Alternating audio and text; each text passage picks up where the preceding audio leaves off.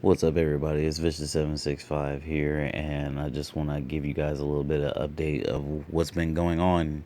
The Paris Gaming Week, and Paris, or in France, um, it has revealed a couple of things to us. One, I'm gonna start off with the things that I'm least excited about to the things that I'm most excited about, which, since it's a fighting game channel, it's obviously just two things.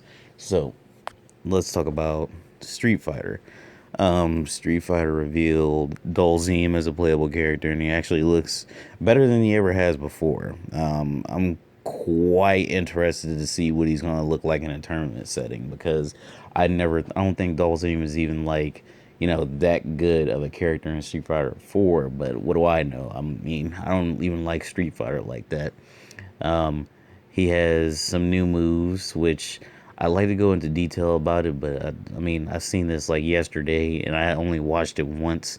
I know I uploaded it to my channel, but I wasn't really that interested in it. But it's interesting to see Dolzy make a return, and he has his beard and everything. But yeah, he has a couple new moves. He has like the fireball that like has an arc, and he has like he can like light the ground on fire, which I guess is gonna do like some damage over time, sort of similar to like Reptile on Mortal Kombat, where he has that stinky smell on him, and it sort of damages you over time. But it's gonna be in one set area.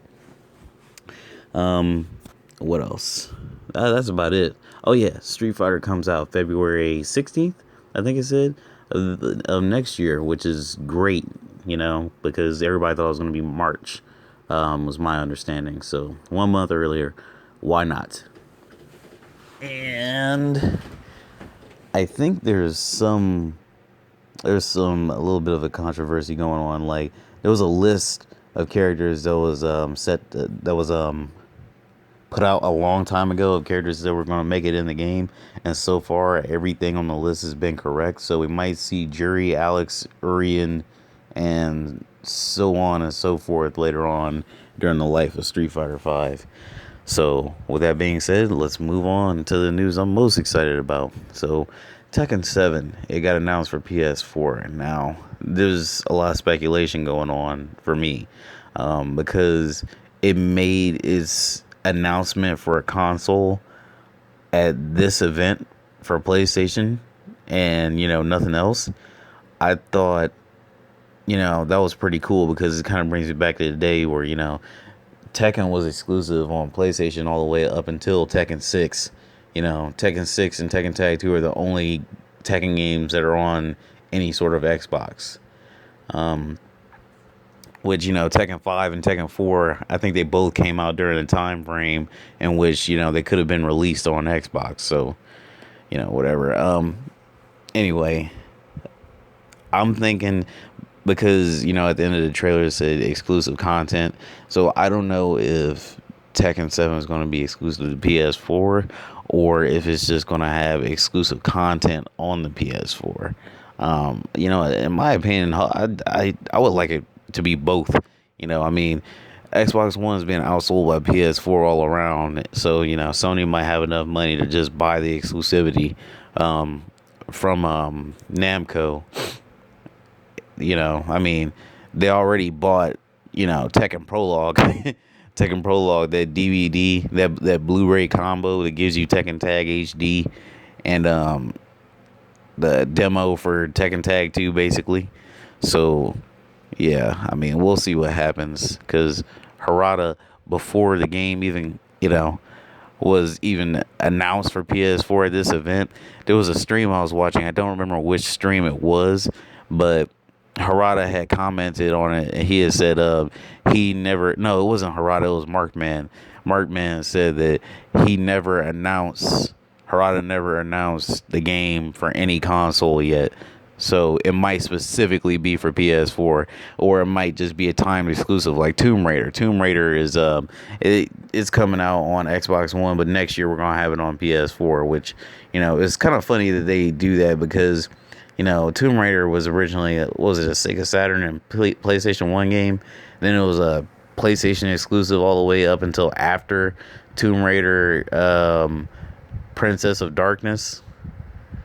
I think that was the last PlayStation exclusive Tomb Raider that I remember.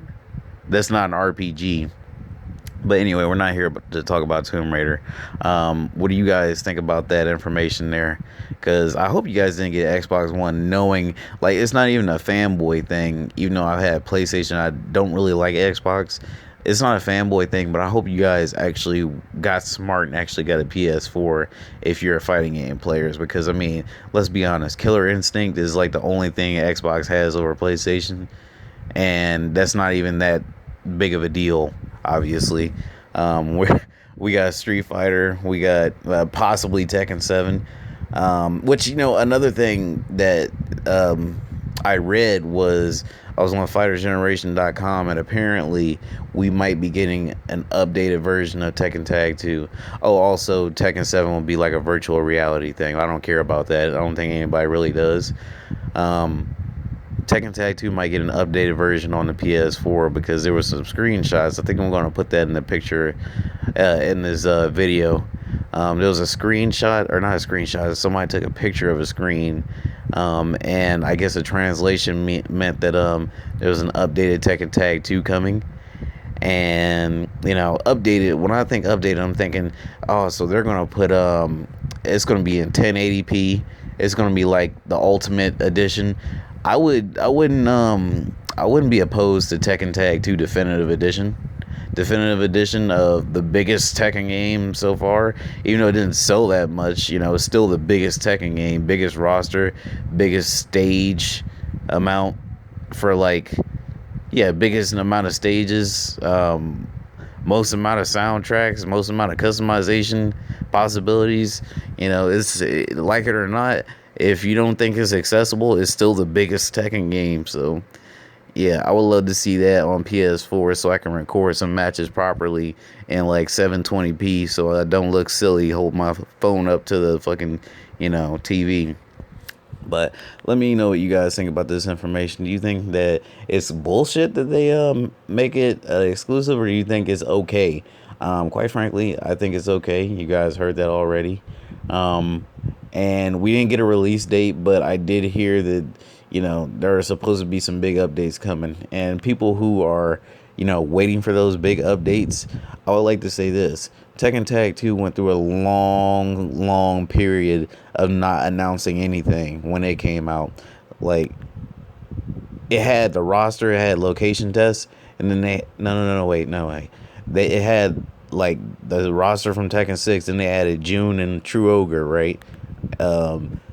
Months and months passed by, not until about 5 or 4 months, or maybe it might have even been 2 months before the game even came out, they announced that they're going to have 5 DLC characters, or pre-order characters, which made me hype. Then they added stages. Then they added 5 more pre-order characters. And then they added more characters a couple months later after the game was released. So I'm thinking, you never know. In Tekken 7's case, it might be that long period of no announcements before we get, look at this, Jun Kazama's making it into Tekken 7. You never know. Anna is making it and Nina's dead. You never know. They also said that the story mode for Tekken 7 was going to be the most complete and in-depth and enhanced story mode. So it is going to have a story mode. It's not going to be arcade driven purely. Of course, they're going to have an arcade mode. I'm assuming that it's going to be a lot like Tekken 5 or Tekken 4, where there's an arcade mode and then there's a story mode. Which, let's see, would the story be like an all-inclusive story, including all the characters, so there's no ifs, ands, or buts, there's a definite conclusion like Mortal Kombat? Or will there be, you know, story modes like it was in Tekken 5 and Tekken 4, where you get 2 cutscenes, you know, with each character, or 1 cutscene? And I don't know, the possibilities are crazy right now. I mean, really, I'm hype as a Tekken fan because I know what they're capable of, but, you know, that's just me. Anyway, I'm going to cut this video short. I'll catch you guys later.